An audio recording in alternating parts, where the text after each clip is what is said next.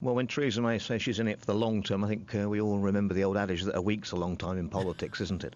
I've spent the last couple of weeks in my constituency during summer recess. I've been delivering leaflets and speaking to supporters, activists, voters on the ground, and there's a deep dissatisfaction with the direction the government's moving on Brexit. It's, in my view and my constituents' view, who voted 61% to leave the European Union, it's not going in the right direction. I can't see, given Theresa May's track record, her leading us into another general election. That fills me with some dread, having seen how we threw away a 20-point lead in the 2017 general election.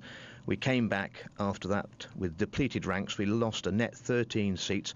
6 weeks earlier, we'd had brilliant results in the local elections, and I'm afraid that opinion of the electorate of the Prime Minister, you don't get a second chance to make a first impression. That's pretty much set. And the thought of her leading us into another election is rather like a member of the Light Brigade being asked to ride up the valley again when we know what the result's going to be. I think it's the best chance that Jeremy Corbyn, who is really unelectable, has got of getting the keys to number 10. And I just don't think it's in the country's interest or the party's interest for that to happen. And would you expect that there will be a leadership challenge this autumn, as many are suggesting, to try and then salvage a chance of getting a good Brexit deal, or delivering perhaps a no-deal Brexit rather than the Chequers agreement, if that could scrape through the House of Commons? Or is it the case that people are going to wait, as we've been talking about, since the aftermath of the June 2017 general election, until basically the day after Brexit? Well, you'll know that my letter of no confidence in the Prime Minister is in.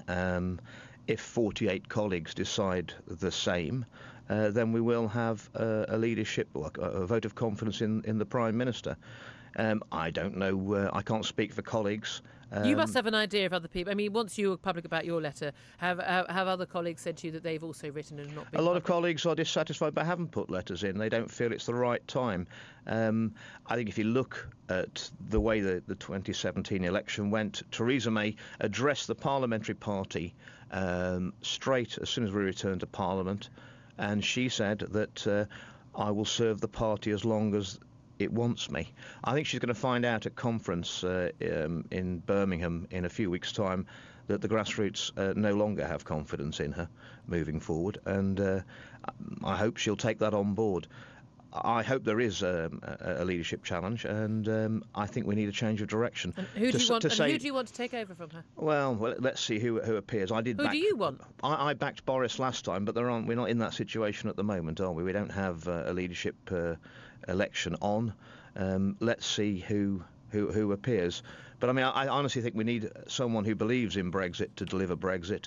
It's clear the EU are playing very hardball, and I think we need to play hardball back. We can't just... The problem is when you've conceded through 2 years of negotiations, when you want to try and stand firm, you can understand a level of scepticism on the other side that you're not going to just capitulate again, because that's what we've done for the last 2 years. That needs a new leadership to take that on.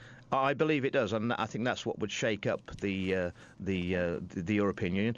However, I've looked at all the scenarios, and I can't see any way that we're not having a general election next year, early next year.